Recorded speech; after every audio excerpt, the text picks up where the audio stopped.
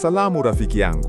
Je, ulishawahi kuwaza kuwa na maisha yenye mafanikio makubwa, furaha ya kila siku na amani ndani ya moyo wako?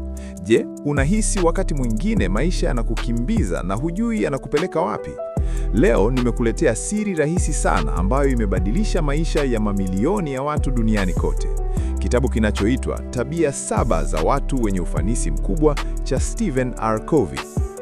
Kitabu hiki hakifundishi mbinu za mkato au bahati, kinakufundisha tabia 7 za kudumu ambazo zinaweza kukufanya uwe mtu mwenye ufanisi wa hali ya juu katika kazi, familia na maisha yako yote. Katika video hii nitakueleza kila tabia moja kwa moja kwa lugha rahisi bila maneno magumu. Kaa karibu, fungua moyo wako na uwe tayari kubadilika. Hii inaweza kuwa siku ambayo maisha yako yanageuka kuwa mazuri zaidi. Rafiki, kitabu hiki si cha kawaida. Stephen Covey alitafiti maisha ya watu waliofanikiwa kwa miaka mingi na hatimaye aligundua kwamba mafanikio ya kweli hayatokani na haiba au bahati, yanatokana na tabia. Tabia hizi 7 zinagawanyika katika sehemu 3. 3 za kwanza zinakujenga wewe mwenyewe, 3 za pili zinakufanya uwe na uhusiano mzuri na wengine, na ya 7 inakusaidia usichoke kamwe. Leo utajifunza yote na utaona jinsi yanavyoweza kukusaidia wewe binafsi, iwe wewe ni mfanyakazi, mwanafunzi, mama au baba wa familia. Usiwe na wasiwasi, nitakueleza kwa mfano wa kila siku ili uweze kuelewa na kuanza kutumia mara moja. Hii si hadithi tu, ni maisha halisi yanayoweza kubadilika. Sasa tuanze na tabia ya kwanza. Tabia ya kwanza, kuwa mtu makini na mwenye maono. Rafiki, watu wenye ufanisi mkubwa hawasubiri mambo yatokee ili waamue nini cha kufanya. Wanachukua hatua wenyewe. Wanajua maisha yao ni jukumu lao, si la wengine au la hali ya hewa. Fikiria hivi, unapopoteza kazi au mteja anakukatalia, mtu asiye na ufanisi mara nyingi ataanza kulalamika na kulaumu bosi au serikali. Lakini mtu makini anasema, sawa, nitaanza kutafuta kazi mpya au kujenga stadi mpya. Hii ndiyo tofauti kubwa. Watu wenye ufanisi mkubwa hawatikisiki na matatizo ya nje, wanayagawanya katika makundi matatu. Matatizo yanayohusu wao moja kwa moja wanayafanyia kazi mara moja. Matatizo yanayotokana na wengine wanabadilisha mtazamo wao, na matatizo yasiyoweza kubadilika wanayaachilia na kuendelea mbele. Hii inakupa nguvu. Fikiria mama yangu jirani aliyepoteza kazi wakati wa korona. Badala ya kulalamika, alichukua hatua. Alianza biashara ndogo ya kuuza mboga mtandaoni. Leo ana maisha mazuri zaidi. Wewe pia unaweza.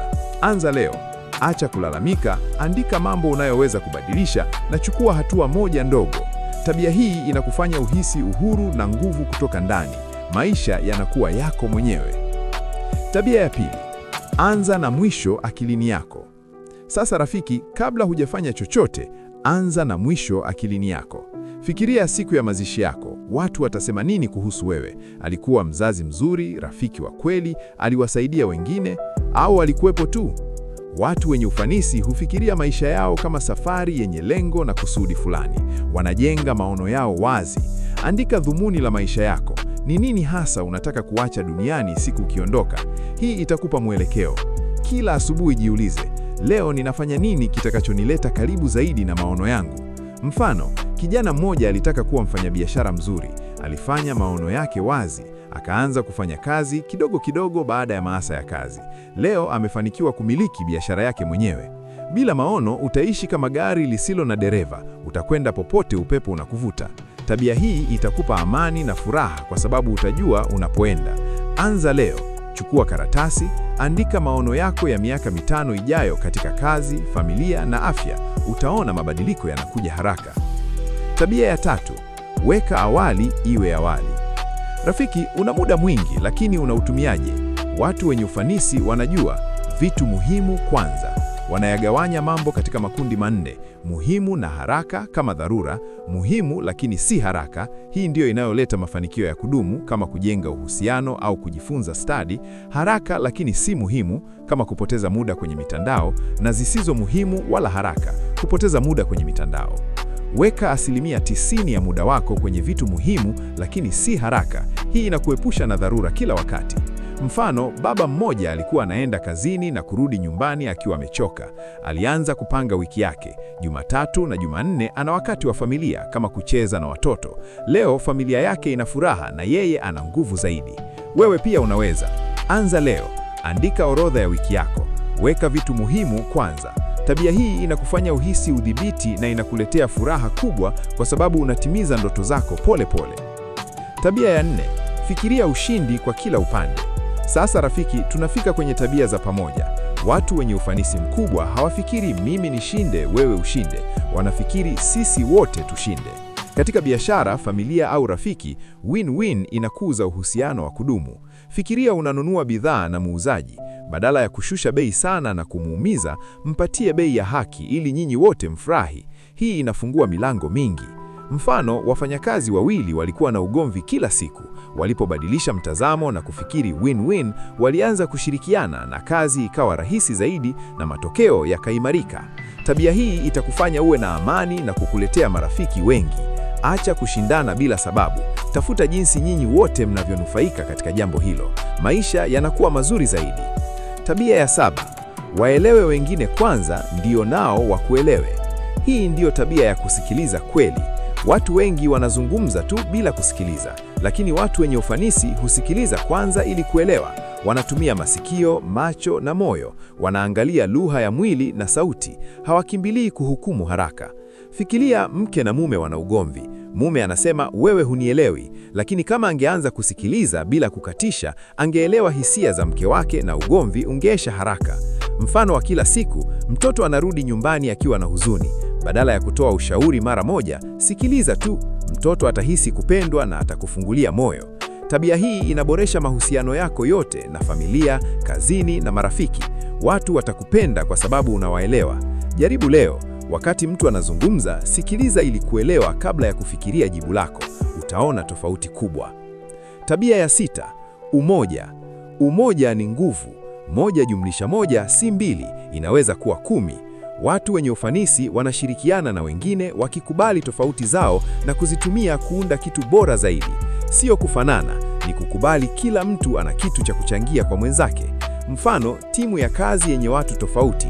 Mmoja mwerevu katika hesabu, mwingine katika ubunifu. Wanaposhirikiana, wanaunda mradi bora zaidi. Familia pia, badala ya kila mtu kufanya peke yake, mkutane na kupanga pamoja, matokeo yanakuwa mazuri zaidi. Shirikiana na wengine leo, utaona maajabu. Tabia ya 7, noa msumeno wako. Hatimaye, tabia inayoweka zote 7 zikiwa hai. Fikiria msumeno. Ukitumia bila kuunoa inakuwa butu na kazi inakuwa ngumu. Vivyo hivyo wewe, unahitaji kujenga upya kila wakati.